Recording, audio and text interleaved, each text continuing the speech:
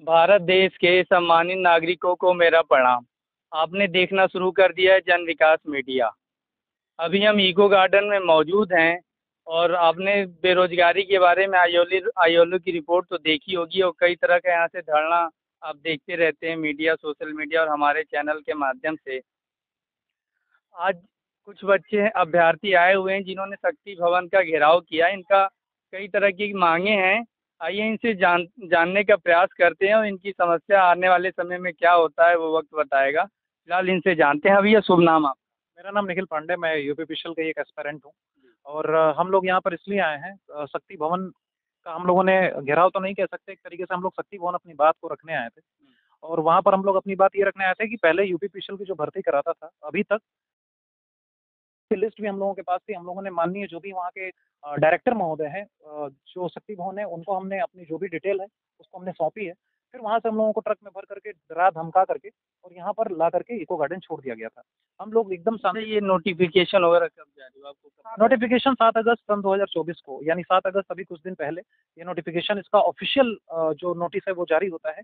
और जब official notice जारी होता है तो एकदम से पूरे देश में हड़कंप मच जाती है और छात्र जिस स्थिति में जहाँ पर भी होते हैं वो वहीं से अपना निकल आते हैं शक्ति भवन के लिए, अपनी बात को रखने के लिए एमडी सर से कि सर ऐसा ना हो, ऐसा होगा तो तमाम जो छात्र हैं पूरे यूपी समेत पूरे देश के, क्योंकि देश के अलग अलग जो हमारे प्रांत हैं, जो सूबे हैं, अलग अलग सूबे से इसमें जो अभ्यर्थी हैं वो अप्लाई करते हैं, फॉर्म को भरते हैं।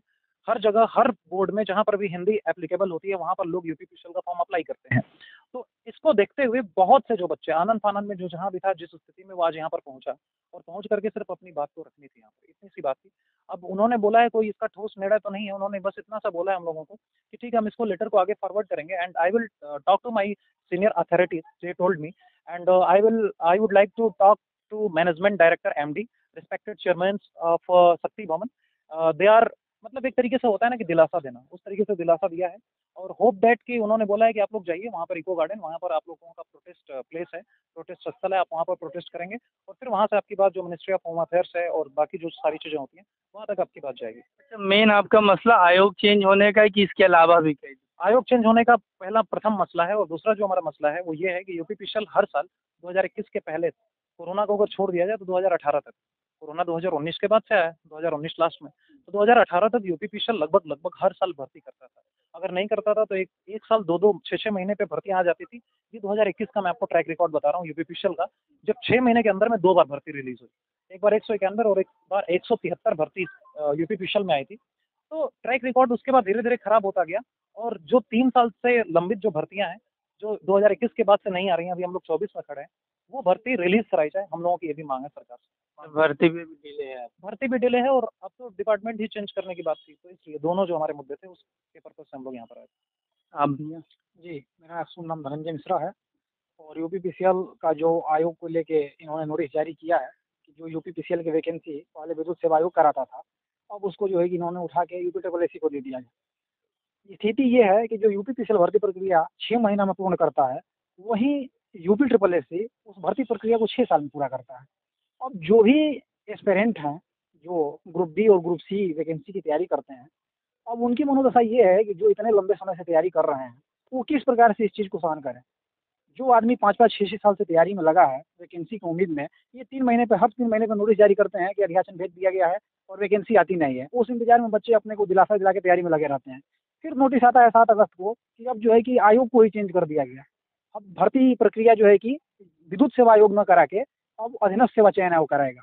अब जो भी तैयारी कर रहे छात्र हैं, ये जाहिर सी बात है कि आक्रोशित होंगे और अपनी मांग को लेके शक्ति भवन पहुंचे, ताकि इसको जो नोटिस जारी किए हैं इसको रद्द किया इसमें जाए। सिलेबस वगैरह का भी कुछ पता है? नहीं, इसका सिलेबस का लेके कोई विवाद ही नहीं है। विवाद सिर्फ और सिर्फ जो चयन प्रक्रिया की है, जो आपको फॉर्म भरने के टाइम क्या पेट वगैरह देने की जरूरत पड़ती है? ये ट्रिपल से जो वैकेंसी आती है उसके लिए पेड की जरूरत है। विद्युत सेवा आयोग के द्वारा अगर कोई भी वैकेंसी आती है तो उसके लिए पेड की कोई जरूरत नहीं है। जी, इसमें ऐड कर दिया गया आयोग चेंज हो गया तो पेड भी होने? बिल्कुल, अगर ट्रिपल से जो भी वैकेंसी आएगी तो उसमें जो है कि पेड की बाध्यता रहती है। आपको पेड की प्रक्रिया से गुजरना पड़ेगा, पेड देना पड़ेगा। तत्पश्चात जो है कि आप, अगर फॉर्म आता है, आवेदन आता है तो आप आवेदन करेंगे और प्रक्रिया में सम्मिलित और होंगे। प्रमुख कारण देखें तो पेपर लेट होना, वैकेंसी ना आना, ये सबसे प्रमुख कारण यही है। आयोग ने इतनी समझ लीजिए कि विसंगतियां व्याप्त है ट्रिपल एस में। एक तो ऑफलाइन मोड में पेपर कराता है ट्रिपल एस। आपका क्या ऑनलाइन होता जी विद्युत सेवा आयोग जो है कि जो ही पेपर कराता है ऑनलाइन कराता है। तो पारदर्शिता भी विद्युत सेवा आयोग की रही है। जो एस्पिरेंट हैं उनको कभी कोई शिकायत का मौका नहीं मिला है, सभी लोग संतुष्ट हैं। तो यही मुख्य जो है कि मांग को लेके हम लोग जो है कि विद्युत सेवा आयोग पहुंचे थे ताकि अपनी बातों को रख सकें। आश्वासन क्या मिला? आश्वासन बस यही मिला है कि डायरेक्टर साहब ने इसको संज्ञान में लिया और वो बोले हैं कि मैं अपने स्तर से प्रयास कर रहा हूँ, जो भी संबंधित अधिकारी हैं उनको मैं आगे अग्रसित कर दे रहा हूँ। अब देखते हैं समय के साथ क्या होता है। आज बस आश्वासन मिला है। बिल्कुल, उसके बाद प्रशासन के द्वारा जो है कि टीम करके यहाँ पर छोड़ दिया गया बस के माध्यम से। आप लोग भीग भी गए सब? बिल्कुल, अच्छा, जैसे आप धरना देने आते हैं तो कुछ इसके लिए व्यवस्था होनी चाहिए कि नहीं? बहुत से व्यवस्था देखिए, कोई भी अभ्यर्थी या प्रतियोगी छात्र धरना नहीं देना चाहता है। वो सिर्फ और सिर्फ यही चाहता है कि सुचारू रूप से जो प्रक्रिया चल रहा है वो संचालित हो और उस प्रक्रिया से गुजरते हुए अपना हम सलेक्शन लें। किसी को शौक नहीं लगा है धरना देने का और कोई धरना देने नहीं आया है। हर आदमी बस अपने अधिकारों के लिए अपने मांगों को लेके आया है। किसी को शौक नहीं है धरना देने का और कोई धरना देने नहीं आया है, बस अपनी बात रखने आया है। अब इस प्रकार का व्यवहार जो है कि प्रशासन के द्वारा किया गया है, यहाँ लाके छोड़ दिया गया और सभी लोग जो है कि जितने भी छात्र हैं वो भीग गए हैं। सभी लोग भी? बिल्कुल। तबीयत भी खराब हो सकती कुछ भी हो सकता है, है, पढ़ाई में भी बाधा। हर चीज़ जो है कि हर प्रकार से जो है कि भविष्य को चौपट करने का प्रयास किया जा रहा है। ठीक है, आपका सुनना धन्यवाद। अनूप कुमार मिश्रा।